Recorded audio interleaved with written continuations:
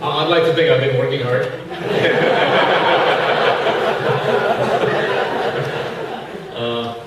Yeah, I mean, that comes from a government official.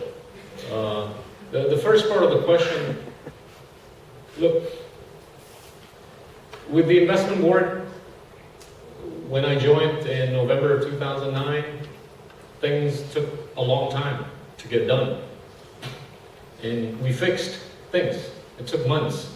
And I implemented a policy where if we were to recruit anybody, he or she had to have a GPA of 3.5.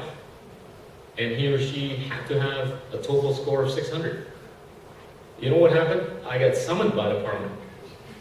I was grilled for 13 hours over something that I truly believed in, which actually ended up not too shabbily, because we've been able to convey the message of optimism and credibility to various potential investors around the world.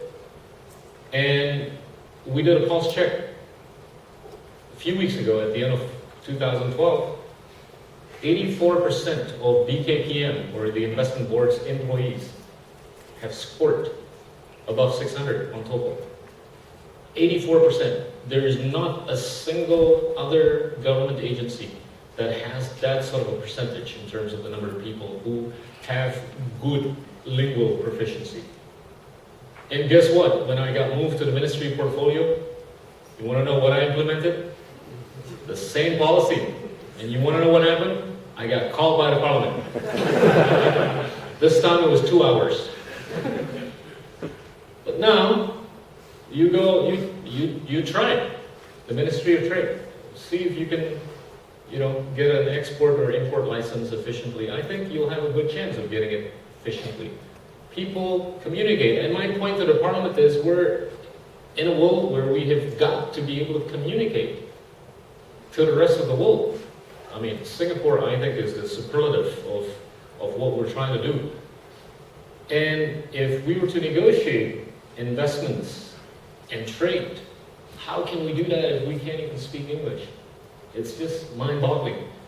And yesterday, I found out from my Secretary General that there's already 220 staff of the Ministry of Trade who've scored 600.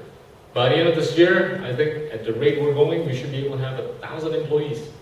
That will probably be about 33 to 35% of our employees. So that's how you basically make it happen. And yes, brown bags do take place, but you just have to believe in what you think is good for the company or the government. Why? People ask me, why was I able to recruit people with GPAs of 3.5? I went around campuses in the country to the University of Indonesia, ITB, UNPAD, UGM, all the various universities. What I sold them was the vision. And I sold them the concept of net present value.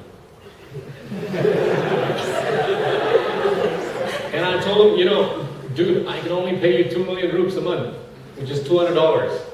But here's the thing. It's possible for the government to be paying you $10,000 a month 10 years from today, assuming the number of taxpayers go up from 10 million to 25 million people.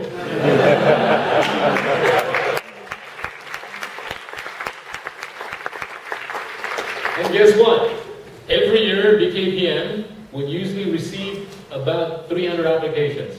As soon as I elevated the requirements, GPA of 3.5, TOEFL of 600, 2,500 people applied. It's funny. The higher you set the requirements, the more people apply. Even though $200 only. But they get it. The smart ones get it.